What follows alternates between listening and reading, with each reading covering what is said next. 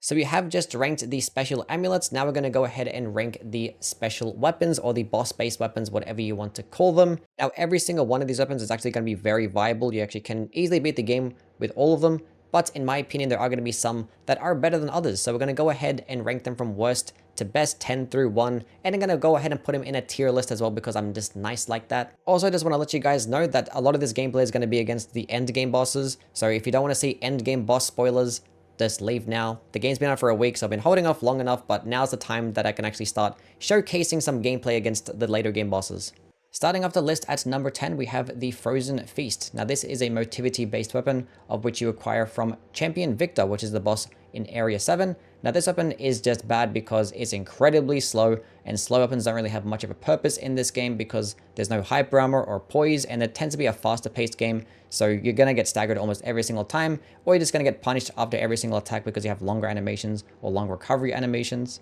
Also, larger weapons tend to weigh more, so therefore you have to spec into more capacity or to sacrifice some of your defenses, which definitely does not help. This weapon in particular actually weighs 31.1 units, which is just ridiculous. I'm pretty sure that's the heaviest weapon in the entire game. Now, the only benefit larger weapons tend to have is that 1, they get pretty decent damage reduction rate when guarding, and 2, they actually can stagger pretty well, but there are plenty of small weapons in this game that also can do those two things, so once again, doesn't really serve much of a benefit. But this weapon in particular, I don't like because it's incredibly slow, but you can actually improve the speed of it, but only after you actually hit with it multiple times. When you hit with it 4 times, it will like remove all the rocks that are surrounding the weapon and actually give it some pretty decent speeds. But even then, it's still pretty slow, and it takes about 5 seconds for those rocks to form again unless you're constantly hitting, which is just very annoying. I don't know why it doesn't last longer. Now you can actually use the Fable Art Liberate, of which just removes the rocks completely, but obviously that consumes an entire Fable charge. And the other Fable Art, which is Single Slash, does actually do some pretty decent damage in one hit, but once again, it's pretty slow. And there are other Fable Arts in this game that also consume 3 Fable charges that do work very similar, but just probably end up doing more damage. Now, one positive thing I can say about this is that its Fable charge is pretty high, but being that its Fable Arts are pretty mid, honestly, that doesn't really serve much of a purpose as well. So if you're looking for a motivity weapon with a decent guard and some nice stagger damage, there are going to be much better options on this list. So I'd much rather spend this Boss Ergo on the Arm of God Amulet instead, because that one's actually really good. Number 9, we have the 7-Coil Spring Sword. Now this is a motivity weapon of which you get from the Area 1 boss Parade Master. Now unfortunately, you can't actually get boss weapons until you go to Area 4. I wish you actually could get this weapon in Area 1 because it actually would have more of a use. But unfortunately, by the time you get to Area 4, there are just much better motivity weapons out there. Now this weapon isn't actually too bad. It actually does everything pretty well. Unfortunately, it just doesn't do anything amazing. It has okay damage, has an okay moveset, does get guard parry as its Fable Art, and its other Fable Art, 7 Explosions, is a pretty short range projectile that just does okay damage, and it does actually have like a longer animation, but it still does perform pretty well. So you can find a lot of success with this weapon, but there are plenty of other motivity weapons that have a better heavy attack, have a much better Fable Art, and probably end up getting just more damage as well. Number 8, we have the Etiquette. Now this is a technique weapon of which you get from the Scrapped Watchman in Area 2, and this weapon is actually really good. Actually is a very noob-friendly and casual-friendly weapon because it's really light, has a very quick moveset, so you have more time to deflect and dodge. And its heavy attacks and running heavy attacks open up the umbrella, which means you actually get some blocking frames while you attack, which is really good because that means you're taking less damage. It actually turns that damage into guard regain, so you can actually get some of that health back, and you're not getting staggered as well. So against enemies where you don't really know the moveset, you can just keep constantly spamming the heavy attack and just keep trading out that way, and you actually can benefit.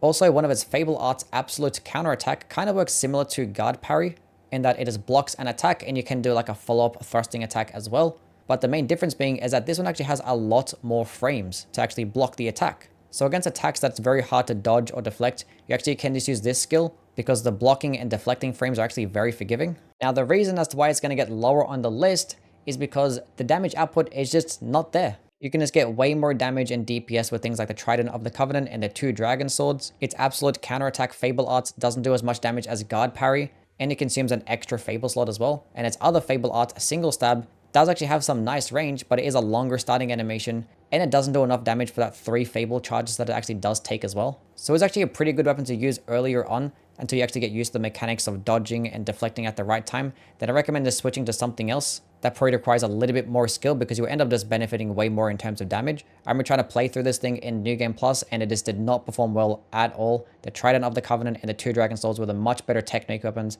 They're honestly almost just as quick, but just do way more damage and have much better Fable Arts.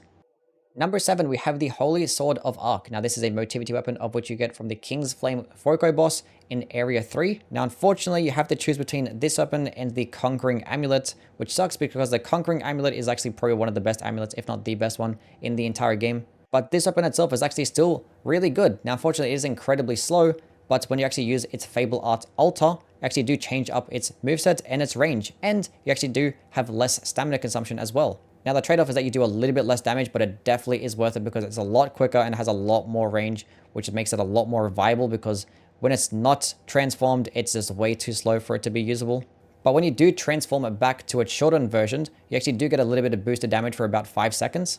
But in my opinion, I would just leave it just extended because it's just going to be the much better option in my opinion. But in terms of its other Fable Art Patient Smash, it actually is a really nice comboing attack that obviously can be comboed up to 3 times to do a whole bunch of damage. And also this weapon does actually get some very good damage reduction while guarding as well. Actually gets 71.87 when you block, which is actually some of the highest in the entire game. But definitely the best part about this weapon is its moveset when you have it extended. The running attacks, the charged heavy attacks, the light attack combo, it's all really good. Number 6, we have the Proof of Humanity. Now this is a quality or balanced based weapon, gets a B scaling in both motivity and technique, and it is acquired off the final boss in the game. Now this weapon is actually kind of unique because its heavy attacks and running heavy attacks do transform the weapon to actually dual wield and power stance it, and you can get a bunch of hits off really quickly and do some decent amount of damage. Now also this weapon does get innate critical rate damage as well, which means that some of your hits will just end up having bonus damage, and one of its Fable Arts, Grind, actually does boost the chance of actually proccing the critical hit as well. And combined with its other Fable Arts, Link Slash, you actually can do a very high damaging combo to just end up melting a bunch of different types of enemies. Also, another decent thing about this weapon is that it does have pretty high damage reduction rate when you guard as well. But that probably is because that it is on the heavier side as well. It actually does weigh 20.5 units. But unfortunately, the reason why it's not going to get higher on this list is that, one, its heavy attack is a longer animation. Sometimes you'd want to have a quick heavy attack so you're going to stagger a bit quicker. And two, the Grind Fable Arts, although it isn't too bad, I feel like it is rather something a little bit different to just do a bunch of damage really quickly. Or just something a little bit more unique, like something how the Nameless Puppet boss himself actually does transform his weapon to do some poking attacks. It'd be cool if like it just worked that way to just transform the moveset, because I do notice that using this weapon doesn't really get as much damage or damage output as some of the other weapons that you actually will see on this list. But overall, it actually does perform pretty well. Number 5, we have Ouroboros' Eye. Now this is a technique weapon of which you get off Lexasia, which is an Area 11 boss. And this weapon is probably my favorite weapon in the entire game because not only does it look really cool, but it spins up like a Beyblade, which is absolutely based. Because yes, its Fable Arts Storm Notice does actually spin it up to where it makes us do a lot more damage. Now unfortunately, this buff doesn't really last that long and it does consume 2 Fable charges. I wish that it lasted a bit longer or only consumed 1. Because in my opinion, the best way to actually use this weapon is to not use that Fable Art at all and actually just spam the other one instead, Wandering Moon, which for also 2 Fable charges, you just throw the weapon like a projectile, which does some decent damage, goes pretty far, and it actually does return to you as well. But either way, whichever one you use, you still actually end up benefiting greatly. But in my opinion, the best part about this weapon is actually end up going to be its movesets, because its light attack combo is a very nice horizontal spread, meaning you can actually hit multiple enemies at once, and its heavy attack is a very nice vertical attack, which means that it's not going to bounce off walls, so you get some good variety with this moveset, and it gets a very solid range as well, and does some very decent damage. So I would like to put it a bit higher, but if the Storm Notice Fable Art ended up getting buffed to where it was like only consumed 1 charge, or lasted a bit longer, I would like it a lot more. At number 5, we have the Puppet Ripper. Now this is a technique weapon of which you get from the King of Puppets in Area 5. Now this weapon gets some really good range with its light attack combo, and its heavy attacks get even more range because it basically extends it and uses the scythe as like a whip, which is just incredible concept, by the way. And it also gets some very nice horizontal spread when you have it fully charged. So not only can it hit multiple enemies at once, but it can go incredibly far, it can go through walls, not going to really deflect off the walls much as well, which is a very cool thing to have. And this weapon also gets 2 Fable Arts that do very high damage. My favorite one will end up being the Quick Upward Slash, which is basically just that, a quick upward slash that just does a lot of damage, but does consume 3 Fable charges, but it definitely is worth it because it's going to be your highest damaging Fable Art. And the other one is Storm Spinning Slash, to which just spins up and around over and over again. That does do some okay damage, doesn't do as much damage as Quick Upward Slash, nor as Quick, obviously, but it is going to be more of an AoE, so it can actually hit multiple enemies at once. Now, personally, I wish that the hilt was actually something different, that something that can complement it more, because having 2 Fable Arts that both consume 3 isn't going to really be that beneficial. And another downside is that the heavy attack doesn't really do that much damage, but obviously the trade-off is going to be the amazing range that it does have. So those things are going to stop me from putting it higher, but it still is going to be an amazing weapon to use. At number 3, we have the Noblesse Oblige. Now, this is a motivity-based weapon of which you get from Simon Manus, which is an Area 11 boss. And this thing is just an absolute big bonking machine. Now, as I said earlier about larger strength-based weapons, they tend to be pretty shit with the recovery animations. They don't get hyper armor. Their movesets are very slow, which for this thing, it actually is pretty true. The light attack combo is not that good. Its follow-up heavy attack, I don't really like that much as well. But the running heavy attack and the regular heavy attack are absolutely amazing. But the thing of which is going to carry this weapon is definitely going to be its Fable Arts.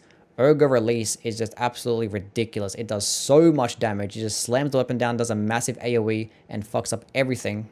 Now, the downside is that it does actually consume Ergo, albeit it's not that much, especially being that you get this later in the game. It's going to be more of a New Game Plus type of thing. Now, to use it, you're going to need more than 500 Ergo. Anything less than 500 is just going to be doing piss poor damage. And in terms of how much Ergo that it does consume, I'm not really too sure. I used it at 600, it consumed about 500. I used it at 50,000 Ergo, it consumed about 3,000. So you guys can do the math. It's not that much. Also, it doesn't really matter how much Ergo that you do have, the damage is still going to be about the same, as long as you have more than 500. But as for its other Fable art, Endure actually is really good. Basically, how it works is that it's a tanking attack, or not attack, it's a tanking move. You just use it and you have about like a few seconds of just tanking almost everything. Just a few seconds of tanking. It basically just increases your damage negation by about like 90%, which is definitely a pretty cool attack, especially if you're struggling trying to like deflect certain type of bullshit fury attacks that some of the end game bosses end up having.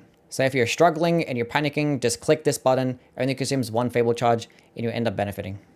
Number 2, we have the Two Dragon Sword. Now, this is a technique-based weapon of which you acquire from the Green Swamp Monster in Area 8. And this is probably the most fun weapon to use in the entire game because it has an incredibly quick moveset that's very flashy looking as well. Sometimes it can be a bit annoying when it keeps like flailing all over the place. Sometimes it's hard to actually aim your attack. But its heavy attack is so damn good.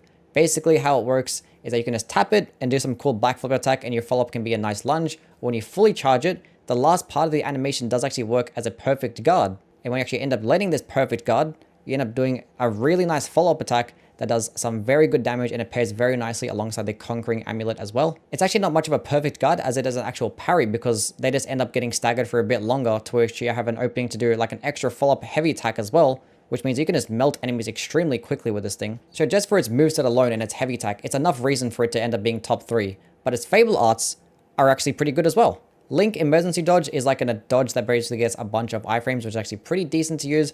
I don't really use it much, but you do get some follow-up attacks as well alongside with it that actually can do some nice damage. Wind of Swords is another Fable art of which actually has a very quick animation, does actually serve as a projectile, nice horizontal spread to hit multiple enemies at once. Doesn't really do as much damage, but being how quick that it is very nice to clean up kills. But yeah, those heavy attacks is going to be the sole reason why this thing gets top 3. Might take a little bit of actually getting used to and trying to memorize the timing of the heavy attack itself, but once you get used to it, you'll definitely notice how powerful it actually is.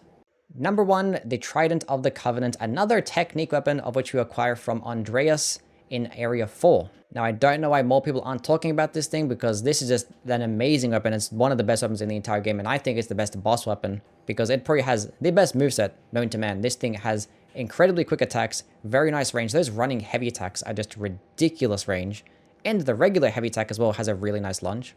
But with how good the moveset actually is, it also gets critical hit damage. The same critical hit damage that Proof of Humanity gets to some of its attacks is just going to get bonus damage. And combine that with the amazing Fable Arts that it does get, Link Rush Stab actually consumes 2 Fable charges, does like a nice poking attack, but you do get a follow-up attack that just slams to the ground that gets even more damage. It actually gets a lot more damage than some of the other motivity-based weapons in the game. And its other Fable Art is Guard Parry, which is extremely good to have, because it only consumes 1 charge, and if you just time it correctly, you can just benefit greatly because you end up doing a lot of damage. So in my opinion, this thing just has 0 weaknesses. You have like an amazing moveset, really good damage, amazing Fable Arts, you get critical damage as well, doesn't really weigh that much, get decent scalings as well, and compared to some of the other technique-based weapons, actually gets some decent damage reduction when guarding. This shit is just flawless. I don't know what to say. Anyway, that pretty much concludes it for that one. As always, please do like and subscribe. I do have some more Lies of P videos coming along the way. And do let me know down in the comments what your opinions are so I can actually argue with you guys because I love to argue with the comment section. It's the best part about being a YouTuber. Anyway, catch you guys in the next one. Bye.